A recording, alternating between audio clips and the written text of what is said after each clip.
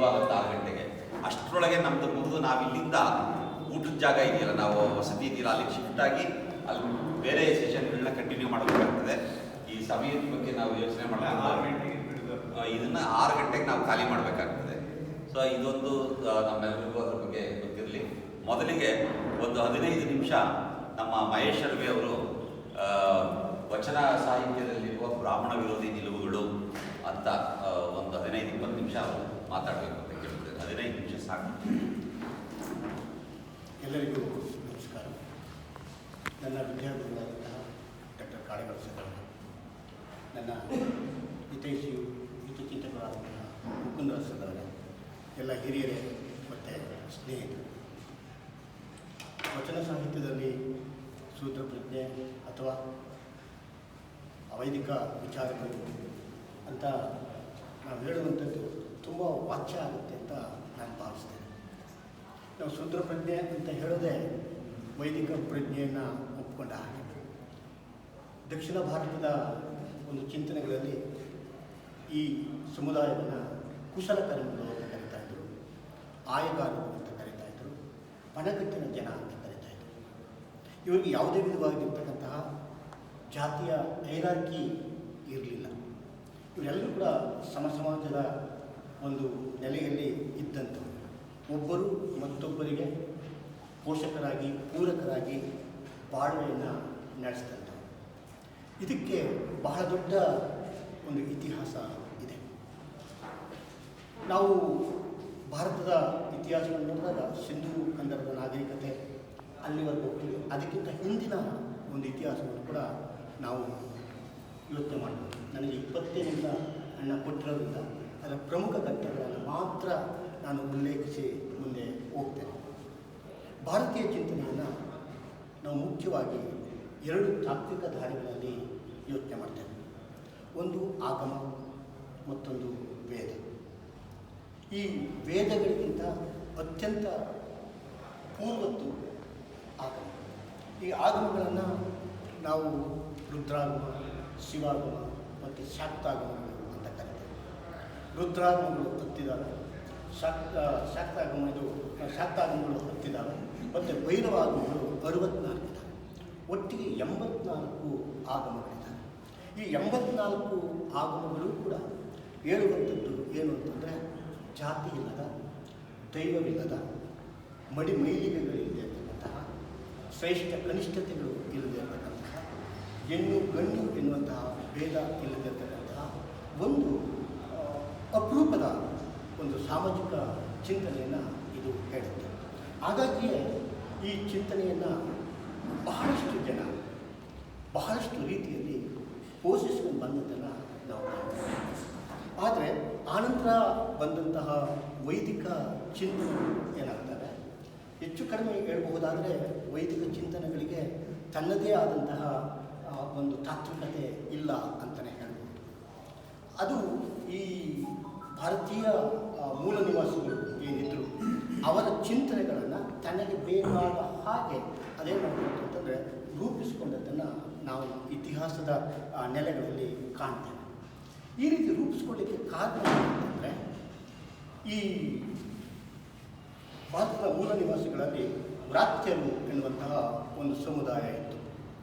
ವ್ರಾತ್ಯರು ಅಂತಂದರೆ ಅವರು ಒಂದು ರೀತಿಯಲ್ಲಿ ಅಲೆಮಾರಿಗಳು. ಅವ್ರಿಗೆ ಸಂಗೀತ ಗೊತ್ತಿತ್ತು, ಸಾಹಿತ್ಯ ಗೊತ್ತಿತ್ತು, ತಾತ್ವಿಕತೆಗಳು ಗೊತ್ತಿತ್ತು, ವೈದ್ಯ ಗೊತ್ತಿತ್ತು. ಹೀಗೆ ಬಹು ಶ್ರುತರಾಗಿದ್ದರು. ಎಲ್ಲ ವಿಚಾರಗಳಲ್ಲೂ ಕೂಡ ಅವರು ಪರಿಣತರಾಗಿದ್ದರು. ಅಂತಹ ಪರಿಣತರು ತಾವು ತಿಳಿದಿರ್ತಕ್ಕಂತಹ ವಿಚಾರಗಳನ್ನು ಮತ್ತೊಬ್ಬರಿಗೆ ದಾಟಿಸುವಲ್ಲಿ ಅಥವಾ ಮತ್ತೊಬ್ಬರಿಗೆ ತಿಳಿಸುವಲ್ಲಿ ಕೂಡ ಅವರು ಅತ್ಯಂತ ನಿಷ್ಣಾತರಾಗಿದ್ದಂಥವ್ರು. ಹಾಗೆ ಆ ಸಮುದಾಯದ ಮುಂದೆ ಏನು ಮಾಡ್ತಾಯಿದ್ರು ಅಂದರೆ, ಉದ್ದಕ್ಕೂ ಕೂಡ ಅಲೆಮಾರಿಗಳ ರೀತಿಯಲ್ಲಿ ಅವರು ಅಡ್ಡಾಡ್ತಾ ತಮ್ಮ ಚಿಂತನೆಗಳನ್ನು ಅವರು ಬಿತ್ತರಿಸ್ತಾ ಹೋದರು. ಆ ಚಿಂತನೆಗಳಿಗೆ ಯಾವುದೇ ವಿಧವಾದಂತಹ ತಾತ್ವಿಕತೆ ಹೆಸರನ್ನು ಅವರು ಕೊಟ್ಟವರಲ್ಲ. ಅವರು ಏನನ್ನು ನುಡಿದ್ರೋ ಅದಂತೆ ನಡೆದರು.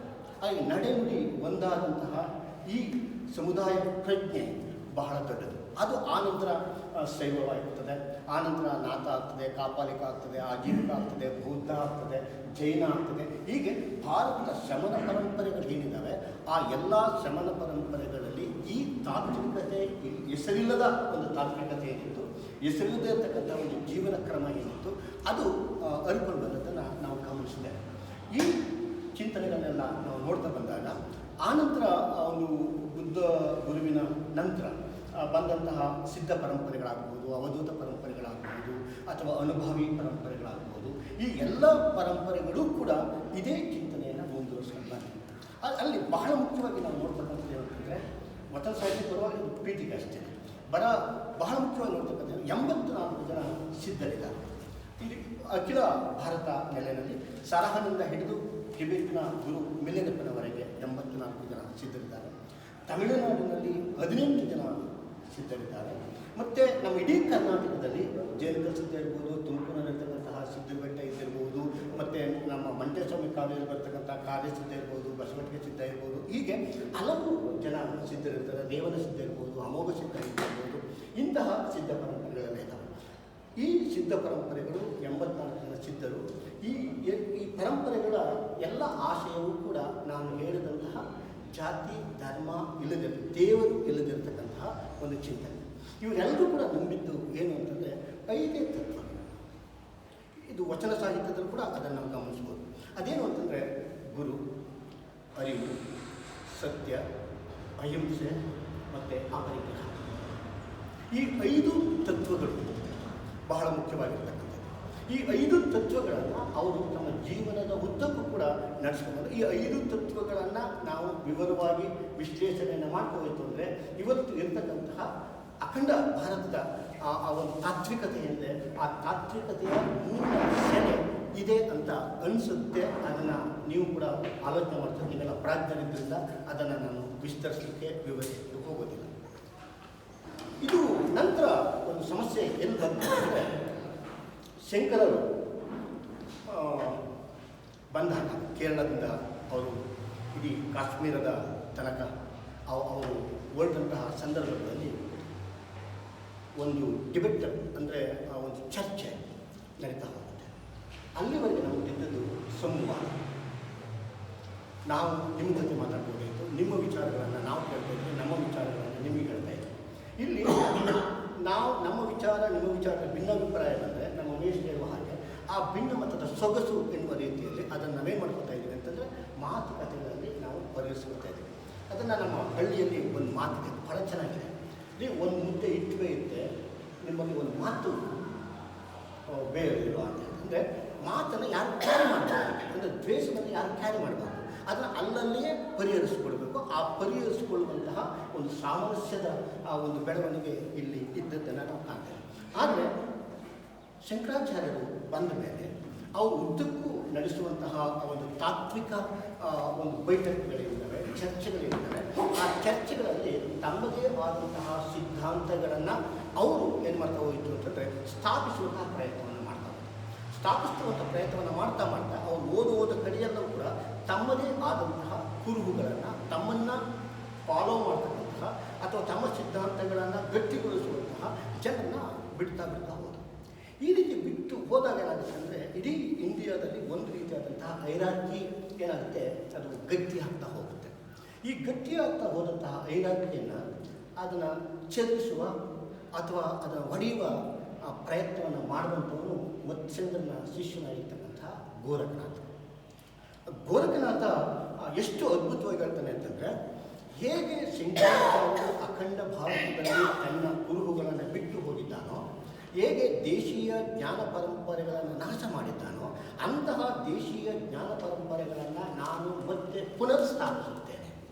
ಅವರವರದೇ ಆದಂತಹ ಭಾಷೆಯಲ್ಲಿ, ಅವರವರದೇ ಆದಂತಹ ಸ್ಥಳೀಯ ತಾತ್ವಿಕತೆಗಳ ಹಿನ್ನೆಲೆಯಲ್ಲಿ ಅದನ್ನು ಸ್ಥಾಪಿಸ್ತಾ ಹೋಗ್ತೇನೆ ಎನ್ನುವಂತಹ ಚಿಂತನೆಗಳನ್ನು ಹೇಳ್ತಾ ಹೋಗ್ತಾನೆ. ಅದೇ ರೀತಿ ಇಡೀ ಭಾರತದ ಉದ್ದಗಲಕ್ಕೂ ಕೂಡ ಆತ ತನ್ನ ಚಿಂತನೆಯನ್ನು ಬಿತ್ತರಿಸ್ತಾನೆ. ಈ ರೀತಿ ಬಿತ್ತರಿಸ್ತಾ ಹೋದಂತಹ ಸಂದರ್ಭಗಳಲ್ಲಿಯೇ ಈ ನಾನು ಹೇಳಿದಾಗೆ ಈ ಆಯಗಾರ ಸಮುದಾಯ ಏನಿತ್ತು, ಆ ಆಯಗಾರ ಸಮುದಾಯ ಒಂದು ಪ್ರೊಡಕ್ಟಿವ್ ಕ್ಲಾಸ್, ಉತ್ಪಾದಕ ವರ್ಗ ಇತ್ತು, ಮತ್ತೊಂದು ಮಾರ್ಕೆಟಿಂಗ್ ಕ್ಲಾಸ್, ಅದನ್ನು ಬೇರೆಯವ್ರಿಗೆ ಮಾರಾಟ ಮಾಡುವಂಥ ಕ್ಲಾಸ್. ಈ ಕ್ಲಾಸ್ ಏನಾಯಿತು ಅಂತಂದರೆ ಆರಂಭ ಚೆನ್ನಾಗಿತ್ತು. ಯಾವಾಗ ವೈದಿಕ ಶಾಹಿಯ ಒಂದು ಪ್ರಭಾವ ಆಯಿತೋ ಅದರಲ್ಲಿ ಒಬ್ಬರು ಶ್ರೇಷ್ಠ ಇನ್ನೊಬ್ಬರು ಕನಿಷ್ಠ ಎನ್ನುವಂತಹ ಆ ಒಂದು ಭೇದ ಕಲ್ಪನೆಗಳನ್ನು ಅವರು ಬಿತ್ತರಿಸಿದರು. ಈ ರೀತಿ ಬಿತ್ತರಿಸಿದಾಗ ಈ ಫಲಕಟ್ಟಿನಲ್ಲಿ 6, 7 ಈ ನಡುವೆ ಒಂದು ದೊಡ್ಡ ವ್ಯಾಜ್ಯ ಆಗುತ್ತೆ. ಅವರು ಎಡಬಲದ ಒಂದು ಸಂಘರ್ಷ ಉಂಟಾಗುತ್ತೆ. ಈ ಎಡಬಲದ ಸಂಘರ್ಷ ಉಂಟಾದಾಗ ಆ ಸಂಘರ್ಷವನ್ನು ಪರಿಹರಿಸುವಂತಹ ಒಬ್ಬ ವ್ಯಕ್ತಿ ಯಾರು ಅಂತಂದರೆ, ಶ್ರೀಶೈಲದಲ್ಲಿ ಒಂದು ಮಠ ಇರ್ತದೆ. ಆ ಮಠದಲ್ಲಿ ಚಂದ್ರಗುಂಡಮಾಚಾರ್ಯ ಎನ್ನುವಂತಹ ಒಬ್ಬ ಸ್ವಾಮಿ ಇರ್ತಾರೆ. ಆ ಚಂದ್ರಗುಂಡಮಾಚಾರ್ಯ ಎನ್ನುವಂತಹ ಸ್ವಾಮಿ ಈ ಎಡಬಲ ಅಥವಾ ಆಯವಾರ ಸಮುದಾಯದ 18 ಕುಲ 18 ಎಲ್ಲರೂ ಕೂಡ ಕರೆಸಿ ಏನು ಮಾಡ್ತಾರೆ ಅಂತಂದರೆ ಅವರನ್ನು ಒಂದು ಮಾಡಲಿಕ್ಕೆ ಅವರು ರೂಪಿಸ್ತಕ್ಕಂಥದ್ದು ಕನಗಿಲೆ ಮಂಟಪ ಎನ್ನುವಂತಹ ಒಂದು ಸಂವಾದದ ಒಂದು ಮಂಟಪವನ್ನು ಅವರು ರೂಪಿಸ್ತಾರೆ. ಆ ಕನಗಿಲೆ ಮಂಟಪವೇ ಮುಂದೆ 12ನೇ ಶತಮಾನದಲ್ಲಿ ಅನುಭವ ಮಂಟಪವಾಗಿ ಅದು ವಿಸ್ತಾರ ಆಗುತ್ತೆ. ಆದರೆ ಅನುಭವ ಮಂಟಪದ ಬಗ್ಗೆ ನಾವು ಮಾತನಾಡ್ತಾ ಹೋಗ್ತೇವೆ. ನಾವು ಯಾರೂ ಕೂಡ ಕನಗಿಲೆ ಮಂಟಪದ ಬಗ್ಗೆ ಮಾತನಾಡೋಕ್ಕೆ ಹೋಗೋದಿಲ್ಲ. ಯಾಕೆಂತಂದರೆ ಆ ಇತಿಹಾಸಗಳನ್ನು ನಮ್ಮಿಂದ ಏನು ಮಾಡಿದ್ದಾರೆ ಅಂತಂದರೆ ಒಂದು ವಿಸ್ಮೃತಿಯಲ್ಲಿ ಇಟ್ಟಿದ್ದಾರೆ ಅಥವಾ ಮರೆವಿನಲ್ಲಿ ಇಟ್ಟಿದ್ದಾರೆ. ಆದರೆ ಆ ಕನಗಿಲೆ ಮಂಟಪ ಬಂದಾಗ ಅಲ್ಲಿ ನಮ್ಮ ಆದ್ಯವಚನಕಾರರು ಯಾರಿದ್ದಾರೆ, ಅದು ದೋಹರ ಕಕ್ಕಯ್ಯ ಇದ್ದಿರ್ಬೋದು, ನಮ್ಮ ಮರಳು ಸಿದ್ಧ ಇದ್ದಿರ್ಬೋದು, ಅಥವಾ ದೇವರ ದಾಸಮಯ್ಯನವರು ಇದ್ದಿರ್ಬೋದು, ಜಾತವೇದ ಮುನಿಗಳಿದ್ದಿರ್ಬೋದು, ಇವರೆಲ್ಲರನ್ನು ಕೂಡ ಅಲ್ಲಿ ರೂಪಿಸಿ ಅವರು ತಮ್ಮ ಚಿಂತನೆಗಳನ್ನು ವಿಸ್ತರಿಸಲಿಕ್ಕೆ ಕರ್ನಾಟಕದ ಬೇರೆ ಬೇರೆ ಭಾಗಗಳಲ್ಲಿ ಅವರು ಕಳಿಸ್ತಾ ಹೋಗ್ತಾರೆ. ಅಂತಹ ಸಂದರ್ಭದಲ್ಲಿ ಈ ಮರಳು ಶಂಕರ ದೇವ ಮತ್ತು ನಮ್ಮ ದೇವರ ದಾಸಿಮಯ್ಯ ಹಾಗೂ ಜಾತವೇದ ಮುನಿ ಇವರೆಲ್ಲರೂ ಕೂಡ ಏನು ಮಾಡ್ತಾರೆ ಅಂತಂದರೆ ಅದನ್ನು ಬಿತ್ತರಿಸ್ತಾ ಹೋಗ್ತಾರೆ. ಆ ಬಿತ್ತರಿಸ್ತಾ ಹೋದಾಗ ಆ ಚಿಂತನೆಗಳು ಆ ನಂತರ ಏನಾಗ್ತಾ ಹೋಗ್ತದೆ ಅಂತಂದರೆ ಅದು ಬಸವಣ್ಣನವರ ಕಾಲಕ್ಕೆ ಅದು ಒಂದು ರೀತಿಯಾದಂಥ ತಾತ್ವಿಕತೆಯನ್ನು ರೂಪಿಸಿಕೊಂಡು ಅದು ವಚನ ಸಾಹಿತ್ಯ ಅಂತ ಆಗುತ್ತೆ. ಆ ವಚನ ಸಾಹಿತ್ಯವನ್ನು ಕಟ್ಟಿದವರು ಬೆಳೆಸಿದವರು ಎಲ್ಲರೂ ಕೂಡ ಈ ಕುಶಲಕರ್ಮಿಗಳೇ ಎನ್ನುವಂತಹ ಮಾತನ್ನು ನಾವು ಇಲ್ಲಿ ಹೇಳೋದು ಬಹಳ ಮುಖ್ಯ ಅಂತ ಅನಿಸುತ್ತೆ.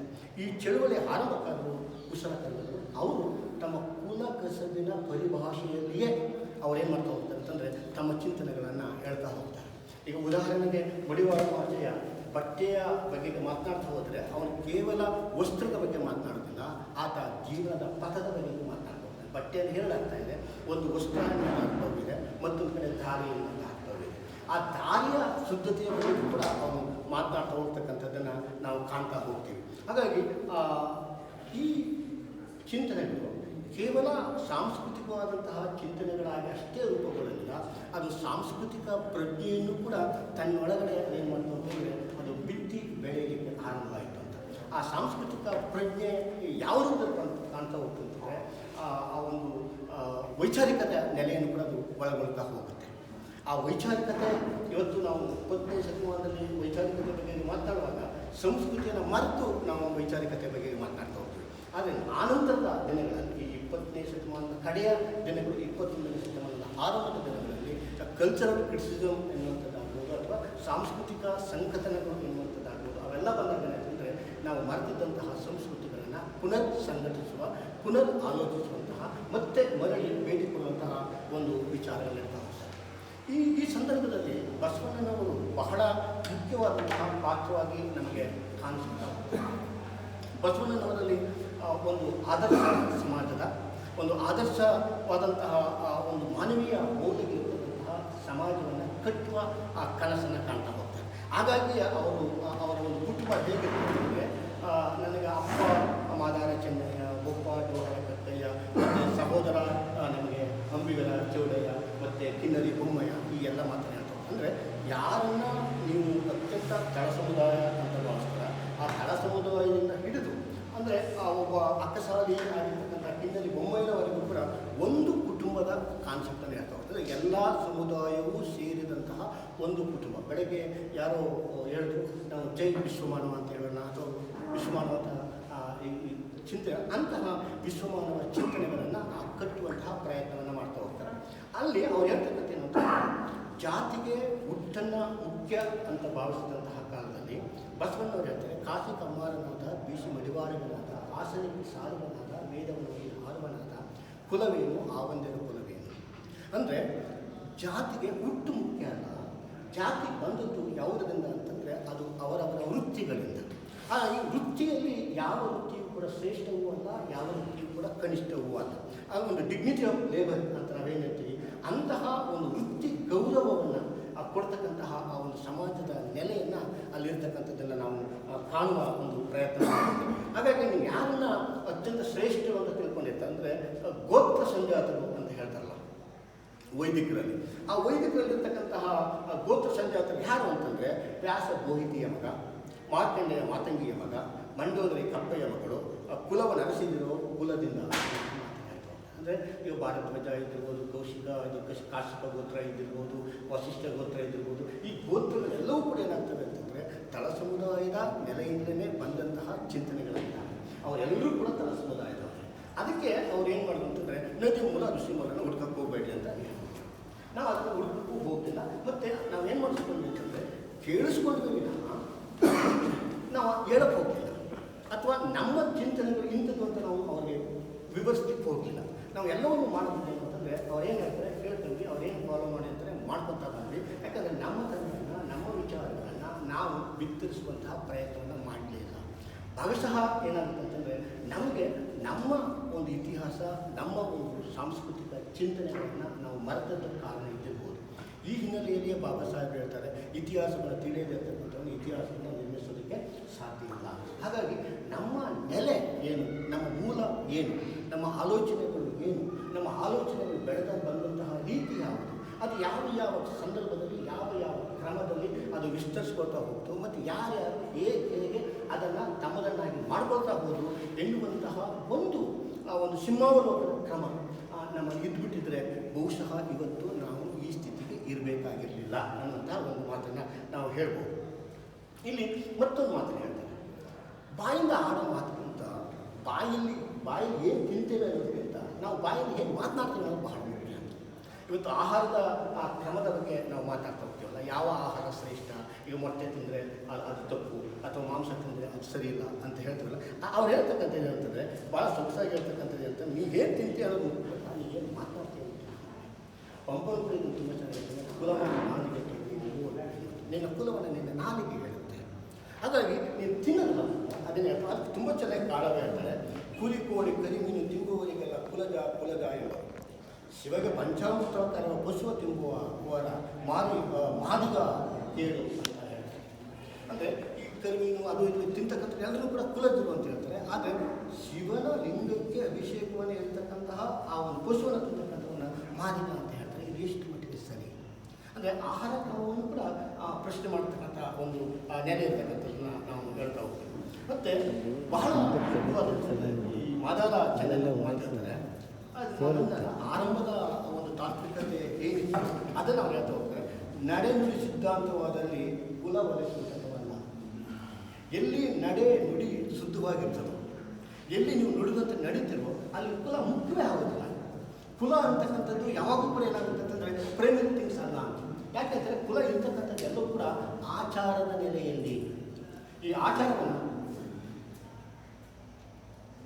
ತುಂಬ ಚೆನ್ನಾಗಿ ನಮ್ಮ ನಾಥಪಂಥರು ಭಾಳ ಚೆನ್ನಾಗಿ ಹೇಳ್ತಾ ಹೋಗ್ತಾರೆ.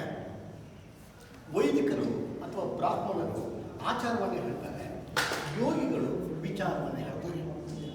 ಆಚಾರವನ್ನು ಹೇಳುವಂತಹ ವ್ಯಕ್ತಿ ವಿಚಾರದ ಹಂತಕ್ಕೆ ಬರುವವರೆಗೆ ವಿಚಾರವನ್ನು ಹೇಳ್ತಿದ್ದಂಥ ವ್ಯಕ್ತಿ ಯೂನಿವರ್ಸಲ್ವರೆಗೂ ಹೋಗಿರ್ತಾನೆ.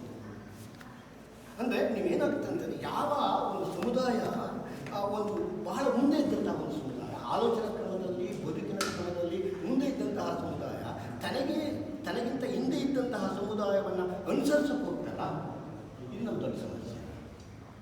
ಇವತ್ತು ಬಿಕ್ಕಟ್ಟಿರ್ತಕ್ಕಂಥದ್ದು ಸಮಸ್ಯೆ ಇರ್ತಕ್ಕಂಥದ್ದು ಏನು ಅಂತಂದರೆ ವಿಚಾರ ಇದ್ದಂಥವ್ರು ಆಚಾರದವರ ಮಾತನ್ನು ಕೇಳಿ, ಅದು ಆಚಾರ ಇರ್ತದೆ, ಅವರ ವಿಚಾರಗಳಿರಲ್ಲ. ಆಚಾರವನ್ನು ಹೇಳ್ತಾರೆ, ಆದರೆ ಅವರು ನಮ್ಮ ಬದುಕನ್ನು ನಡ್ಕೊಳಕ್ಕೆ ಹೋಗಲ್ಲ. ಸರ್ವಜನ ಸುಖಿನೋ ಭವಂತು ಅಂತ ಹೇಳ್ತಾರೆ, ಆದರೆ ಯಾರು ಸರ್ವಜನ ಅಂತಂದಾಗ ಅಲ್ಲಿ ಅವ್ರು ಹೇಳ್ತಕ್ಕಂತಹ ಮಾತೆ ಬೇರೆ ಆಗುತ್ತೆ. ಇದನ್ನು ನಾವು ಗಮನದಲ್ಲಿ ಇಟ್ಕೊಳ್ಬೇಕು. ಹಾಗಾಗಿ ಮತ್ತೆ ಅವರು ಎಲ್ಲರೂ ಕೂಡ ಅಂಬಿಗರ ಚೌಡಯ್ಯ ಬಹಳ ಒಂದು ತುಂಬ ಚಂದದ ಒಂದು ಮಾತನ್ನು ಹೇಳ್ತಾರೆ. ಕುಲಹೀನ ಶಿಷ್ಯರಿಗೆ ಇದನ್ನು ಹೇಳೋಕ್ಕಿಂತ ಮೊದಲು ನಾನು ಚೂರು ಚನ್ನಬಸವಣ್ಣನವರ ಬಗೆಗೆ ಹೇಳಬೇಕು ಅಂತ ಅನಿಸುತ್ತೆ. ಚನ್ನಬಸವಣ್ಣನವರು ಬಸವಣ್ಣನವರ ಸೋದರಳಿಯ ಬಹಳ ದೊಡ್ಡ ಜ್ಞಾನಿ ಅಂತ ಕರೆಸ್ಕೊಂಡಂತಹ ವ್ಯಕ್ತಿ. ಆದರೆ ಈ ಶರಣ ಚಳುವಳಿ ಸಾಂಸ್ಥಿಕವಾಗಲಿಕ್ಕೆ ಬಹಳ ದೊಡ್ಡ ರೂಪುರೇಷೆಗಳನ್ನು ಕೊಟ್ಟಂಥವು ಚನ್ನಬಸವಣ್ಣ. ಅದು ಅಷ್ಟಾವರಣ ಇರ್ಬೋದು, ಪಂಚಾಚಾರಗಳಿದ್ದಿರ್ಬೋದು, ಅಥವಾ ಷಟ್ಸ್ಥಳ ಇದ್ದಿರ್ಬೋದು, ಈ ಎಲ್ಲ ವಿಚಾರಗಳನ್ನು ಹೇಳಬೇಕು ಚನ್ನಬಸವ. ಅವರು ಒಂದು ವಚನದಲ್ಲಿ ಹೇಳ್ತಾರೆ, ಯಾರು ಶರಣರಾಗಬೇಕು ಅಂತ ಇದ್ದಾರೆ ಅಂಥವರು ಹೇಗಿರಬೇಕು, ಅವರನ್ನು ಹೇಗೆ ಅಬ್ಸರ್ವ್ ಮಾಡಬೇಕು ಅಂತಂದರೆ, ಬ್ರಾಹ್ಮಣ ಶರಣನಾಗಬೇಕು ಅಂತ ಬಯಸಿದರೆ ಆತನನ್ನು 3 ವರ್ಷಗಳ ಕಾಲ ನಾವು ಅಬ್ಸರ್ವ್ ಮಾಡಬೇಕು. ಅವನ ಆಚಾರ ಹೇಗಿದೆ, ವಿಚಾರ ಹೇಗಿದೆ, ಅವನ ಮತ್ತೊಂದು ವಿಚಾರ ಹೇಗಿದೆ ಅಂತ. ಅದೇ ಕ್ಷತ್ರಿಯ ಶರಣನಾಗಬೇಕು ಅಂತಂದರೆ ಅವನನ್ನು 6 ವರ್ಷಗಳ ಕಾಲ ನೋಡಬೇಕು. ವೈಶ್ಯ ಅವನು ಶರಣನಾಗಬೇಕು ಅಂತಂದರೆ 9 ವರ್ಷಗಳ ಕಾಲ ಅವನನ್ನು ನೋಡಬೇಕು. ಶೂದ್ರ ಶರಣನಾಗಬೇಕು ಅಂದರೆ 12 ವರ್ಷಗಳ ಕಾಲ ನೋಡಬೇಕು. ಅಂದರೆ ಈ ರೀತಿ ಕಟ್ನಿಟ್ಟು ಹಾಕಿದಾಗ ಆ ಸಮುದಾಯದ ಜನರ ಅವನ ಆಲೋಚನೆ, ಅವರ ಉಭಯ ಸಂಕಟಗಳು ಹೇಗಿರ್ಬೋದು ಅಂತ ಯೋಚನೆ ಮಾಡಿ ನನಗೆ ಈ ಮಾತನ್ನು ಅಥವಾ ಈ ವಚನವನ್ನು ನೋಡಿದಾಗ ನನಗೆ ತಕ್ಷಣಕ್ಕೆ ನೆನಪಾಗ್ತಕ್ಕಂಥವ್ರು ಲಂಕೇಶರು. ಲಂಕೇಶರ ಸಂಕ್ರಾಂತಿ ನಾಟಕದಲ್ಲಿ ಬರ್ತಕ್ಕಂತಹ ಉಜ್ಜ ಇದೆಯಲ್ಲ, ಆ ಉಜ್ಜ ಮತ್ತು ಉಷಿ, ಆ 2 ಪಾತ್ರಗಳು ಎಷ್ಟು ಅದ್ಭುತವಾದಂತಹ ಪಾತ್ರಗಳಾಗಿದ್ದಾವೆ ಅಂತಂದರೆ, ನಿಜಕ್ಕೂ ಕೂಡ ಶರಣರ ಒಂದು ಉಭಯ ಸಂಕಟವನ್ನು ತುಂಬ ಚೆನ್ನಾಗಿ ಅರ್ಥ ಮಾಡಿಕೊಂಡು ಅದನ್ನು ನಾಟಕವನ್ನು ಮಾಡುವಂಥವ್ರು ಭಾಗಶಃ ಲಂಕೇಶರು ಅಂತ ಅನಿಸುತ್ತೆ. ಉಜ್ಜ ಹೇಳ್ತಾನೆ, ಎಂಡ ಕಂಡ ಬೇಡ ಅಂತ ನೀನು ಜನ್ಮ ಬೇಡ ಹೋಗು ಅಂತ.